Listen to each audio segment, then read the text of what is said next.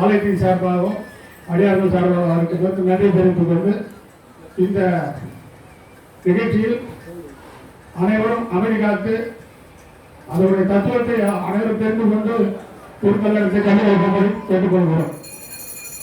அனைத்து ஆலயங்களும் திருக்கல்யாணம் நடைபெறுகின்றது.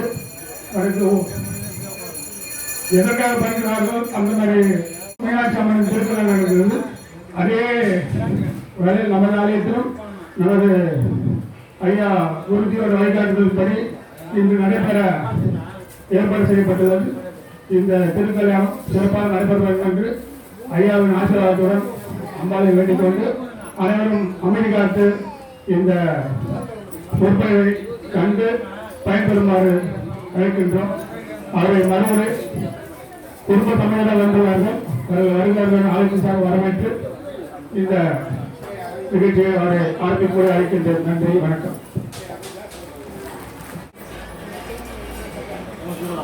ஐந்து கரத்தனை யானை முகத்தனை இந்தின் இளம்பிறை போலும் எய்தனை நந்தி மகந்தனை ஞான கொழுந்தனை உண்டியில் வைத்து அடி போற்றுகிறேன்.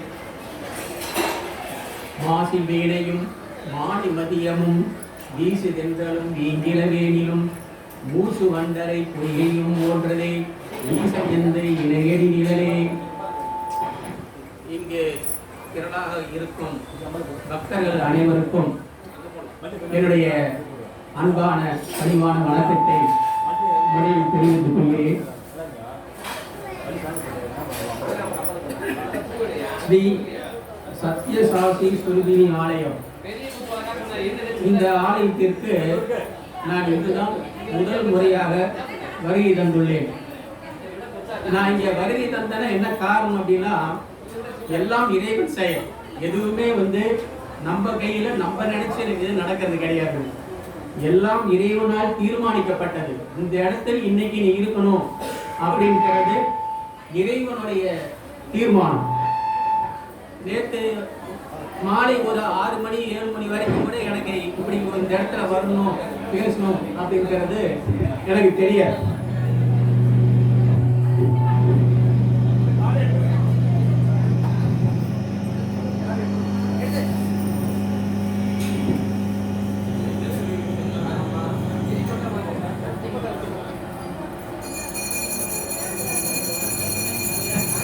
நேற்று மாலை 7 மணி வரையிலும் எனக்கு இங்க பேச வருவோம்னு நான் எதிர்பார்க்கல.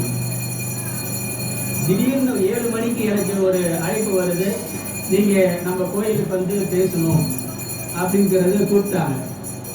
இன்னொன்று என்னன்னா, இன்னைக்கு நான் ஈரோடு போறதாக ஒரு திட்டம் வைத்திருந்தேன்.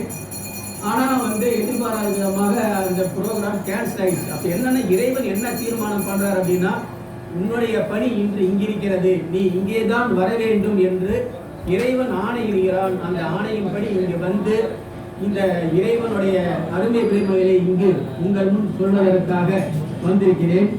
இப்படி ஒரு சிறப்பான இந்த வாய்ப்பை வழங்கிய இந்த திருக்கோயில் நிர்வாகிகள் அனைவருக்கும் என்னுடைய பணிவான நன்றி கலந்த வணக்கத்தை தெரிவித்துக் கொள்கிறேன். இந்த கோயில் பத்தி ரொம்ப நல்லா சொன்னாங்க வரும் பொழுதுங்க. அதாவது சத்யசாசி சொர்பினி அப்படிங்கிறது யார் அப்படின்னாங்க, நம்ம மீனாட்சி அம்மன், விருந்தீஸ்வரர் நமக்கு தெரியும், எல்லாமே சிவபெருமான். இப்படிப்பட்ட ஒரு சிறப்பான ஆலயம். இன்னைக்கு மீனாட்சி அம்மன் கல்யாணம் மதுரையில மிக சிறப்பாக நடைபெற்று கொண்டிருக்கிறது. அதற்கு சமமாக இங்க மீனாட்சி திருமணத்தை இங்க நமது திருக்கோயிலிலும் மிக மிக சிறப்பாக செய்து கொண்டிருக்கிறார்கள். அதாவதுங்க, நம்ம லைவ் டெலிகாஸ்ட்ல பார்க்கிறோம். மதுரையில் இருக்கக்கூடிய மீனாட்சி அம்மன் கோயிலில் திருக்கல்யாணம் லைவ் டெலிகாஸ்ட்ல பார்க்கிறோம். அப்படி லைவ் டெலிகாஸ்ட்ல பார்க்கறதை விடைங்க அது சிறப்பு. இந்த மாதிரி நம்ம நேரில் பார்க்கறதுங்கிறது ஒன்றும் மிக மிக சிறப்பானது. இப்படி ஒரு பாக்கியம் நமக்கெல்லாம் கிடைச்சிருக்கு. அப்படி ஒரு வாய்ப்பை கொடுத்த இந்த கோவில் நிர்வாகிகளுக்கு என்னுடைய நன்றியை தெரிவித்துக் கொள்கிறேன். அதே போல இந்த திருக்கோயில் பற்றி அவங்க சொல்லும் பொழுதுங்க, ஸ்ரீ சத்குரு சக்திவேல் சதாசிவம் ஐயா அவங்களை பற்றி ரொம்ப சொன்னாங்க. அவருடைய திருவடிகளை போற்றி நாம இன்னைக்கு மீனாட்சி சுந்தரேஸ்வரர் திருக்கல்யாணம் அப்படிங்கிற தலைப்புல நாம பேச இருக்கோம். இப்ப தலைப்பு மீனாட்சி சுந்தரேஸ்வரர் திருக்கல்யாணம். நம்ம கல்யாணம்ல என்ன சொல்லுவோம்? சாதாரண கல்யாணம். இப்ப யாருக்காவது கல்யாணம் நடந்ததுன்னா இது ஒரு திருமணம் நடந்தது கல்யாணம் அப்படின்னு சொல்றோம். ஆனா இறைவனுடைய கல்யாணம்னா நம்ம அதை திருக்கல்யாணம் தான் சொல்லணும். இப்ப இறைவன் பாதங்களை சொல்லும் பொழுது நம்ம என்ன சொல்றோம்னா திரு அடின்னு சொல்றோம். இறைவன் கரங்கள் சொல்லும் பொழுது திருக்கரங்கள், திருமுடி, அது போல திரு கல்யாணம் அப்படின்னு சொல்றோம். எத்தனையோ இறைவனுக்கு திருமணங்கள் இருக்கு. இப்ப பார்த்தோம்னாங்க பங்குனி மாதம் நிறைய இறைவனுக்கு கல்யாணம் நடைபெறுகிறது. அதுல பார்த்தோம்னாங்க முருகர் தேவியானை கல்யாணம், சீதா கல்யாணம், இது போல நிறைய கல்யாணங்கள் நடைபெறுகிறது. ஆனா இந்த திருமணங்கள் அனைத்திலும் எல்லா திருமணங்களிலும் இறைவனுடைய திருமணங்களில் மிக மிக சிறப்பானது எந்த திருமணம் சொன்னோம்னா இந்த மீனாட்சி சுந்தரேஸ்வரர் திருக்கல்யாணம் தான் எல்லா திருமணங்களிலும் மிக மிக சிறப்பான திருமணம். அதுக்கு என்ன காரணம்ன்றது நான் இப்ப பிறகு சொல்ல இருக்குங்க. அப்படிப்பட்ட இந்த மீனாட்சி சுந்தரேஸ்வரர் திருமணம் அழகான திருமணம். ஏன் இதை அழகுன்னு சொல்றோம் அப்படின்னு பார்த்தோம்னாங்க சிவபெருமானுக்கு எத்தனையோ பேர் இருக்குங்க. சிவபெருமானு பல பேர் இருக்கு. அதுல ஒரு பேர் வந்துங்க சுந்தரேஸ்வரர் அப்படின்னு அவருக்கு பேர். சுந்தரன் அப்படின்னா என்ன சொல்றோம்னா அழகுன்னு பேருங்க. சுந்தரன் என்றால் அழகு என்ற பொருள். ராமாயணத்துல ஒருத்தருக்கு சுந்தரன் பேர் இருக்கு. அவர் யாரு அப்படின்னாங்க ஆஞ்சநேயன். ஆஞ்சநேயனுக்கு சுந்தரன் ஒரு பேர் இருக்கு. ஏன் அப்படின்னா சுந்தரன் அப்படின்னாவே அழகு அப்படின்னு பொருள்.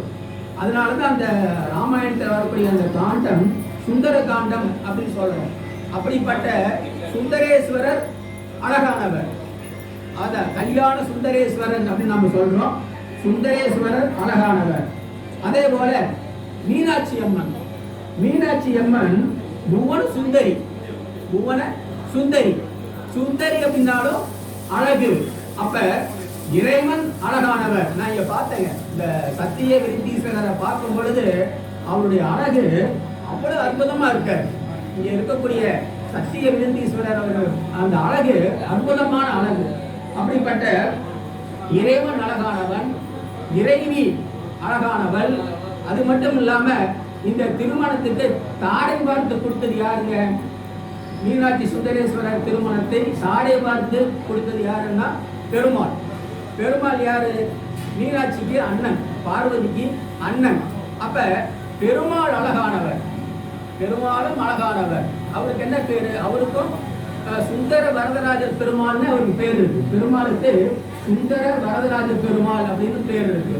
அப்ப பெருமாள் அழகானவர். இந்த திருமணம் எங்க நடந்தது அப்படின்னு சொன்னோம்னா மதுரையில் நடைபெற்றது.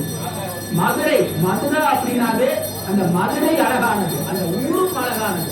அப்ப பார்த்தோம்னாங்க அந்த ஊரும் அழகானது, இறைவனும் அழகானவர், இறைவியும் அழகானவர். அப்படிப்பட்ட ஒரு அழகான திருமணம் இந்த மீனாட்சி சுந்தரேஸ்வரர் திருமணம். இப்படிப்பட்ட இந்த திருமணத்தில் நாம் கலந்து கொண்டு இறைவனுடைய அருளை பெறுவோம்.